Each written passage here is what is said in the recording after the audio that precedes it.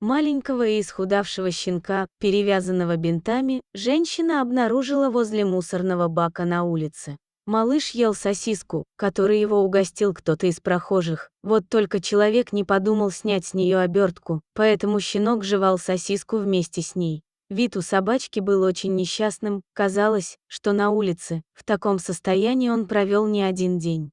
Рассмотрев найденыша поближе, на нем можно было обнаружить следы десятков медицинских процедур, создававших впечатление, что малыша попросту залечили. Девушка Аня, нашедшая щенка, убеждена, что его использовали для практики будущих ветеринаров, а когда что-то пошло не по плану, просто выбросили на улицу.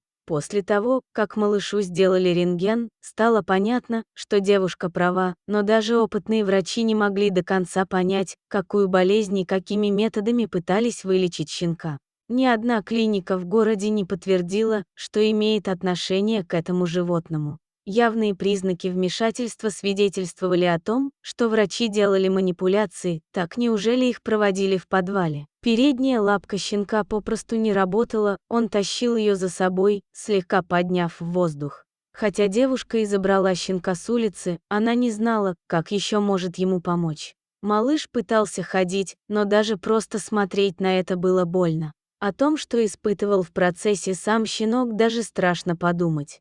Аня понимала, что лечение будет непростым и явно будет стоить немалых денег, но также знала, что это единственный шанс животного на полноценную жизнь. Немного сомнений и раздумий, но в итоге уже через несколько дней наш волонтер встречал малыша в московском аэропорту. Девушка сделала все от нее зависящее, чтобы помочь малышу, для начала она просто не прошла мимо. Животное мы назвали Лаки. В реальности Лаки оказался совсем худеньким и крошечным. Малыш тихий и спокойный, он доверчиво прижимается ко всем людям и словно задерживает дыхание, боясь спугнуть тех, кто рядом с ним. Хотя в глазках щенка и стояли слезы, он изо всех сил старался не плакать. Настоящим удивлением для Лаки стали не только миски с едой и водой в его больничном боксе, но и игрушки, которых он раньше, судя по всему, не видел. Малыш так обрадовался, что даже забыл о своей травме и начал играть.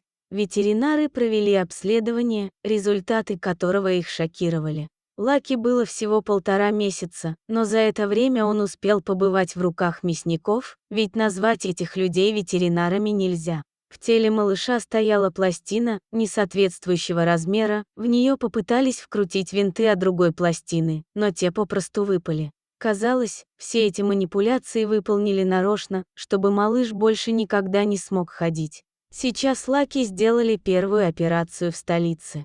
Малышу поставили временную конструкцию. Быстро исправить тот вред, который ему нанесли, не получится, потребуется еще 2-я операция и 3-я, которую проведут, когда малышу исполнится год. Лаки тяжело переносит оперативное вмешательство, ведь он еще совсем маленький, но мы верим, что у него хватит сил для того, чтобы восстановиться полностью. Спасибо, дорогой друг, что дослушал до конца. Делись своим мнением в комментариях, а также подписывайся на канал. Впереди еще много интересного.